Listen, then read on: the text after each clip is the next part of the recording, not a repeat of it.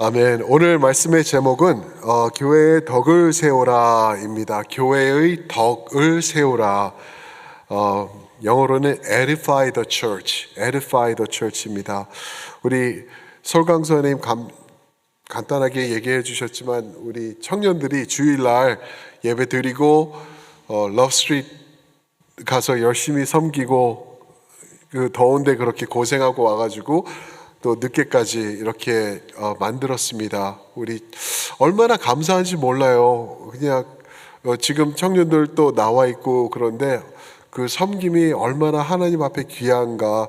우리 어린아이들 천방지축 아무것도 모르는 아이들이 예수님을 만나고 이 아이들이 우리 어른들의 신앙의 계승을 이어서 이 아이들에게도 갈 수 있도록 이렇게 그냥 여러모로 수고해 주는 게 참 너무나 귀하고 아름다운 것 같아요.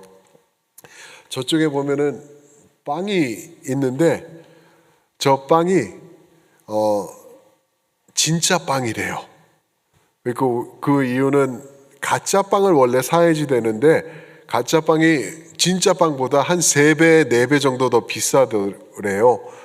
그러니까 한 번 쓰고 할 거 어떻게 할 수 없어가지고 진짜 빵을 사다가 이 빵에다가 그 니스칠을 했대요. 그래가지고 혹시 드시면은 큰일 납니다. 바로 천국 가실 수 있으세요. 그러니까 그러시면 안 되고요. 우리 아이들에게도 조심시키도록 하겠습니다. 우리 정말 수고해 주신 우리 청년들 너무 감사하고 고맙습니다. 교회의 덕을 세우라. 오늘 말씀은 그냥 표면적으로 보면은 예언과 방언을 논하는 것 같아요. 예언과 방언을 얘기를 하면서 예언을 해야 되는구나, 방언보다 예언이구나, 뭐 이렇게 나갈 수도 있는데 물론 그것도 맞아요. 표면적으로 보면은 그것도 맞는 얘기예요. 그러나 surface level보다 한 단계 더 깊이 들어가는 내용이 있거든요. 그게 뭐냐면은 바로 교회를 향한 올바른 자세를 우리에게 알려주고 있는 것입니다. 사도 바울은 고린도 교회, 문제투성이 교회, 이 교회에 여러 가지 이야기를 합니다. 문제들 소식을 들은 다음에 그거에 반응하면서 얘기해 나가고 하나하나 짚어가고 올바른 방향을 제시를 한 다음에 이제는 마무리 파트에 와가지고 이제 어떻게 우리가 이것을 적용할 것인가를 잘 다루고 있습니다. 잘 아시는 대로 제가 또 지난 토요일 새벽에 잠깐 언급한 것 같은데 고린도 교회는 문제투성이었어요. 문제가 정말 많았어요. 그렇지만 at the same time 동일하게 성령의 은사가 또 많던 교회예요. 참 희한하죠? 문제가 많으면 성령의 역사가 소멸되는 게 당연한데 성령님의 역사, 방언, 은사, 예언 이런 것들이 또 차고 넘치던 교회라는 거예요. 어떻게 이게 공존할 수 있을까? 문제, 성령 이게 어떻게 함께 한 교회 안에 있을 수 있을까? 오늘 같으면 절대 그럴 수가 없어요. 오늘 같이 교회들이 있는데 만약에 교회 안에 분열이 있고 문쟁이 있고 문제가 있고 싸움 다툼이 있으면은 성령의 역사 절대 일어나지 않습니다. 그런데 고린도 교회는 어떻게 돼서 그럴 수 있었을까? 생각해 보면은 답은 아주 간단하다고 말씀드렸죠. 초대교회예요. 초대교회. 첫 세대 교회에 하나님께서 힘을 실어 주시기 원하셨어요. 역사하시기 원하셨고 이 교회들이 파운데이션이 올바로 세워지고 능력, 하나님의 임재 이런 것들로 채워져야지 하나님의 역사가 일어날 텐데 문제가 많으니까 이거 그만두자. 얘네도 성령의 역사 하지 말자. 그런 게 아니라 계속 부어주셨던 거예요. 그 와중에 이 사람들은 내가 이대로 살아도 뭐 하나님의 역사 하시는구나. 내 멋대로 해도 되겠구나. 이러한 착각도 있었을 것을 우리가 상상을 해볼 수가 있죠. 자, 그러면은 성령의 은사의 목적은 무엇일까? 우리가 한번 생각해 봐야 되겠죠. 여러분들 성령의 은사 가지고 계십니까? 모르세요? 혹시 은사 있으신 분 아멘 해보세요. 있는 것 같은데 갸우뚱 하시는 분 아멘. 여러분 저희는요 하나님을 알게 된 사람들로서 예수님을 믿으면서 성령을 구원의 인증으로 받은 하나님의 백성들, 에베소서 1장 13절, 우리들은요 성령의 은사가 다 있습니다. 문제는 우리가 깨닫지 못하고 있고, 그게 더 큰 문제를 제시하는 게 뭐냐면은 여러분들이 은사를 발휘하지 않고 있다고 한다면은 그게 교회의 성장을 멈추게 해버리는 역할을 할 수 있다는 거예요. 왜 그러냐면은 여러분들의 은사를 통해서 교회가 세워져 나가는 거거든요. 근데 나는 은사 있는지도 없는지도 모르고 나는 모른다 그러면은 아주 심각한 상황이라는 것을 우리가 깨달아야 돼요. 성령의 은사의 목적은 다른 거 없습니다. 오늘 4절에서도 말하는데 교회의 덕을 세우는 것입니다. 교회의 덕을 세우라. 영어로는 edify the church 그랬어요. edify the church. 교회의 덕을 세우라. 이게 무엇일까? 집사님 덕입니다. 집사님 덕으로 편하게 지내고 있습니다. 이러는 그냥 인사 차원의 말인가? 오늘 말씀을 보시면은 덕을 세우라, 교회의 덕을 세우라, 이 말이 굉장히 많이 한 5번 반복을 됩니다. 3절, 4절에서 2번, 5절에서 1번, 그리고 또 12절까지 가면은 오늘 마지막 절 12절에서도 덕을 세우라 이렇게 나오고 있어요. 이게 원어로 보니까 단어가 참 재밌는 단어예요. 오이코도메오라는 단어예요. 오이코라는 단어와 도마라는 단어가 합성돼서 만들어진 단어예요. 오이코가 뭔지 아시죠? 그죠? 오이코는 집이라는 말이에요. 도마는 뭐냐면은 벽돌을 쌓아 올리다. 집을 세우다라는 말이 이 덕을 세우다라는 표현입니다. 집을 만들어가는 것을 얘기를 하고 있어요. 성령의 은사는 다른 게 아닙니다. 교회를 세워나가는 것이에요. 그게 덕을 세우는 것이고, 여러분들 한 분 한 분이 하나님께서 주신 그 성령의 은사를 그냥 땅을 파가지고 묻어놓고 주님 오실 때 다시 올려드리는 것이 아니라 큰일 나겠죠. 그러면은 그죠? 우리가 마태복음에서 그 내용의 심각성을 알지 않습니까? 그렇게 하는 게 성령의 은사가 아니라 나에게 주신 은사를 힘껏 발휘해가지고 나에게 맡겨주신 내가 일원으로 들어가 있는 교회를 더욱더 건강하게 든든하게 세워나가는데 사용해야 될 줄 믿습니다. 이게 성도의 본분이고 성령의 은사라는 것을 말하고 있습니다. 고린도 교회에 가장 많던 은사는 방언 그리고 예언이었던 것 같아요. 이것들을 지금 말을 하고 있어요. 전장에 보면은 너희가 방언을 하고 천사의 말을 하더라도 그것보다 으뜸이 사랑이다 라고 말할 정도로 사도 바울도 인정하고 있는 거예요. 그렇게 이 은사를 중요하게 말하고 있는 건데 바울은 정확히 얘기를 하죠. 방언은 2절을 보니까 너희 자신들의 덕이 세워지는 거다. 그 이유는 내가 하나님과의 대화를 하는 것고 그 대상은 하나님 한 분이기 때문에 그렇다. 그런데 예언은 다르다. 예언은 교회 전체를 가는 것이다. 하나님으로부터 말을 받아서 그것을 온 성도들에게 교회에게 전달하는 것. 덕을 세우는 은사가 예언이다. 그래서 방언도 좋지만 방언도 귀하지만 더 덕을 세우는 예언의 은사를 사랑해라 라고 말을 합니다. 이것을 적용을 한번 해보죠. 이 말씀을요. 방언과 예언보다 조금 더 넓게 적용을 하면 좋겠어요. 우리 모두가 교회의 일원입니다. 교회의 구성원이 된 거죠. 그 말은 여러분은 교회의 덕을 세우기 위해서 보내주신 하나님의 보물과 같은 존재들이라는 거예요. 여러분들이 가장 아름답고 가장 멋있게 빛이 날 때가 언제인지 아세요? 하나님의 교회를 사랑할 때인 줄 믿습니다. 그걸 위해서 또 보내주셨고 교회를 세워나가고 계시기 때문에 그래요. 빛을 발하시길 축복합니다. 은사를 사용하세요. 하나님의 뜻을 위해서 최선을 다하세요. 교회를 세우기 위해서 멋지게 수고해 주시는 모습으로 보여주시면 좋을 것 같아요. 나는 아니야. 이제는 은퇴했고 이제는 시험시험 했고 이전에 많이 했어. 이전에 많이 했으니까 이제는 그 젊은 것들 시켜야지. 젊은 사람들 시켜 걔네도 배워야지. 걔네도 해야지. 그러시는 분들이 계실 수 있을 것 같아요. 또 나는 이제는 지쳤어. 힘이 없어. 나는 이제 리소스도 없어. 이렇게 생각하시는 분들이 있을 것 같아요. 근데 그 차원을 넘어서는 것 같아요. 성령의 은사이기 때문에 그래요.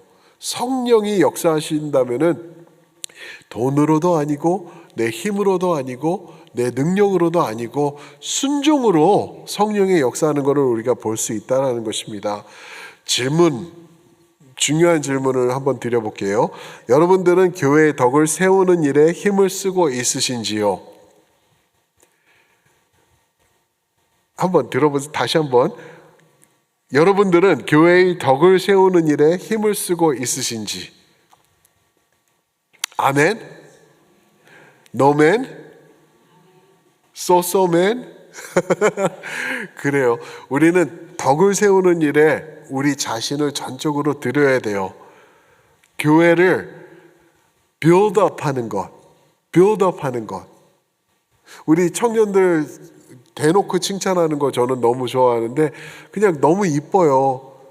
이런 아이디어를 가지고 전도사님하고 늦게까지 있으면서 만들고 이거 하면서 기뻐하고 좋아하고 그랬대요. 아이들이 좋아하고 여기 와서 펄짝펄짝 뛰면서 찬양하고 예수님에 대해서 배워나가는 것, 이 아이들의 일평생 가도록 간직하게 될 보물이라는 거예요. 그것을 생각하면서 머리에 그리면서 이거를 만들어 나갈 때 이 자체가 기도의 행위가 아니었을까, 축복해주는 행위가 아니었을까, 그렇게 또 생각을 해봅니다. 교회를 빌드업하는 거예요. 다음 세대를 세워나가는 일을 청년들이 이루어 나간 거죠. 빌드업 하는 게 있는가 하면 또 tear down 하는 것도 있어요. 교회를 세워야 되는데 우리가 교회를 무너뜨리는 세력으로 서로 싸우고 헐뜯고 심각하게 교회를 어렵게 만드는 그러한 일들도 있을 수 있다는 것입니다. 교회를 세우는 게 왜 중요할까? 교회를 세워나가는 게 왜 중요할까? 교회에서 답을 찾으실 때는요, 항상 예수님 중심으로 보시면 됩니다. 그죠? 예수님이 머리 되시고 교회의 핵심 되시기 때문에 그래요. 교회의 덕을 세우는 게 왜 중요한가 하면은 예수님께서 하나님의 말씀 앞에, 아버지 하나님의 말씀 앞에 순종하시고 유일하게 이 땅에 딱 하나 세우신 것이 교회이기 때문에 그래요. 예수님이 오셔서 병원 세우지 않으셨고요, 학교 세우지 않으셨고요, government, 정치인들, 뭐 이런 시스템들 세우지 않으셨어요. 딱 교회를 하나 세우셨어요. 교회가 그래서 이 땅의 소망인 이유가 거기 있어요. 이렇게 말하면 어떤 분들 교회가 무슨 소망, 힘도 없고 돈도 없고 능력도 없고 아무것도 없는데, 아니요, 전혀 그렇지 않아요. 교회는요, 이 땅을 지키며 이 땅을 세워가는 하나님의 유일한 공동체인 줄 믿습니다. 예수님이 그걸 위해서 십자가에서 죽으셨고 이 피값으로 교회를 repurchase 하셨기 때문에 너무나 중요한 거죠. 그래서 그 중요한 만큼 굉장히 심각한 게, 내가 만약에 교회의 덕이 안 될 때, 내가 만약에 교회의 문제가 되는 존재로 서 있을 때, 이건 엄청 심각한 거예요. 와, 예수님이 이렇게 귀한 거라 가지고 이렇게 헌신하면서 이렇게 세워놓은 것을 내가 함부로 대하면서 내 뜻대로 안 된다고 짜증내면서 힘들어하면서 교회를 뭐 나올 때 나오고 안 나올 때 안 나오고 내 뜻대로 움직이면서 이러면서 교회를 교회의 일원이 된다? 여러분 어떻게 생각하세요? 저는 그거 굉장히 심각한 문제라고 생각하거든요. 절대 그냥 쉽게 생각하시면 안 돼요. 예수님이 교회를 어떻게 사랑하셨는지 거기다가 초점을 맞추면 답이 나온다니까요. 절대 그러면 안 돼요. 만약에 이런 말씀을 이제 깨달으시면서 그렇지, 예수님이 교회를 사랑하시지. 그래도 이거는 나는 내 뜻대로 할 거야, 내 멋대로 살 거야 라는 모습으로 계시다고 하면은 빌립보서 3장에 무서운 말씀이 있어요. 빌립보서 3장 18절인데 십자가의 원수로 행한다라는 말이 있거든요. 많은 사람들이 십자가의 원수로 행한대요. 교회에 있는 성도들이 십자가의 원수가 된대요. 십자가는 뭐죠? 하나님의 구원의 계획, 그 에덴 동산에서 망쳐져 가지고 죽음이 들어오게 된 것을 하나님께서 리버스 하는 거예요. 바꿔 놓으면서 하나님의 원초적인 계획을 다시 새롭게 만드는 게 십자가예요. 구원의 역사라고요. 근데 십자가, 그 구원의 원수가 되는 역할을 우리도 모르게 우리가 할 수 있다라는 거예요. 교회를 함부로 볼 때, 나에게 주어진 은사를 사용하지 않을 때, 내 뜻대로 내 멋대로 내가 결정하고 내 생각대로 움직여 나갈 때 얼마나 무서운 말씀인지 모릅니다. 그런 모습은 우리가 고쳐 나가야 될 것 같아요. 저는 제 재미없는 간증 얘기를 하나 말씀드리고 말씀을 맺으려고 해요. 저는 제가요, 아주 잘난 목사다, 잘난 사역자다라고 생각하던 때가 있어요. LA 있을 때 대형 교회에서 부목사로 섬기면서 목사님들 중에서 또 영어 한답시고, 그러니까 제가 또 교육을 전공했다 그래가지고 교육부를 총괄하고 있다가 이제 목사님이 영어 사역을 우리 다른 사역으로 해보자 그래서 그런 사역으로 해서 그거를 또 같이 섬기면서 하고, 그러다가 이제 교회 그만두고 이제 그 목사님이 가셨기 때문에 나도 가야지 하고 나가려고 그러는데, 교회에서 한어 사역을 배워보면 어떠냐, 한어 사역을 해보래요. 그래서 교육부, 영어부, 한어부까지 다 경험을 했어요. 14년 동안 하면서 재밌었어요. 저는 제가 대단한 줄 알았어요, 정말. 아주 이 거만한, 이건 어떻게 할 수가 없는 것 같아요.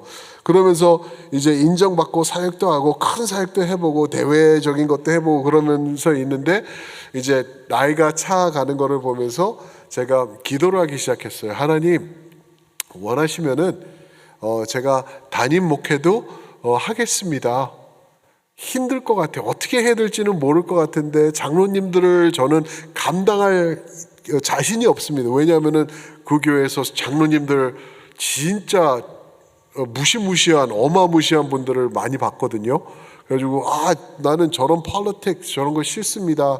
모르겠어요. 그러고 기도를 했는데 5년 하고 한 6개월 정도 기도를 한 것 같아요. 하루도 빠지지 않고 새벽 예배 나가서 기도를 했어요. 근데 하나님 이렇게 말씀하시면은 제가 하나님의 응답으로 할게요 했는데, 당시 노창수 담임 목사님이 딱 그대로 저를 불러서 그렇게 얘기를 하는 거예요. 그래가지고 목사님이 그 기도 좀 해볼래? 아니요, 저 기도 안 해볼래. 그냥 갈게요, 할게요 했어요. 뭐 그렇게 쉽게 대답하냐? 쉽게 대답하는 거 아니라고. 지금 하나님이 정확히 지금 응답하셔서 나는 기도해 볼 필요 없이 답을 드립니다, 목사님. 그 교회, 첼트넴 장로교회라는 교회 제가 가겠습니다. 보지도 않았어요, 저는. 교회가 누구고 어디 있으면서 이런 것도 따지지도 않고 오기로 결정을 한 거예요. 목사님도 놀래하셨어요. 그래갖고 왔는데 웬걸 이제 아주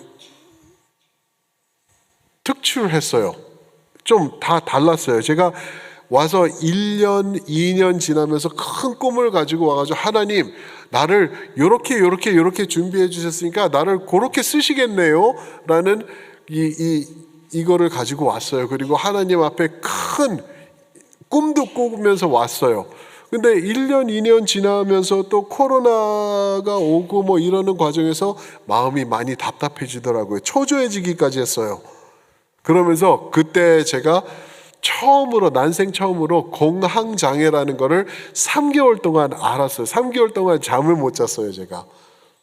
근데 그리고 나가지고는 하나님이 그것도 치료해 주셨어요. 그냥 어느 순간 또 싹 없어지게 해주시고, 근데 오늘 같은 날도 보면은 이렇게 또 이렇게 확 오는 게 느껴질 때가 있어요. 그러면은 이제는 조심해서 이렇게 딱 이겨낼 수 있는 노하우도 생기더라고요. 근데 왔는데 이제 저는 하나님이 분명히 다음 세대, 다세대지만 다음 세대를 향한 사역을 시켜주실 줄 알았어요.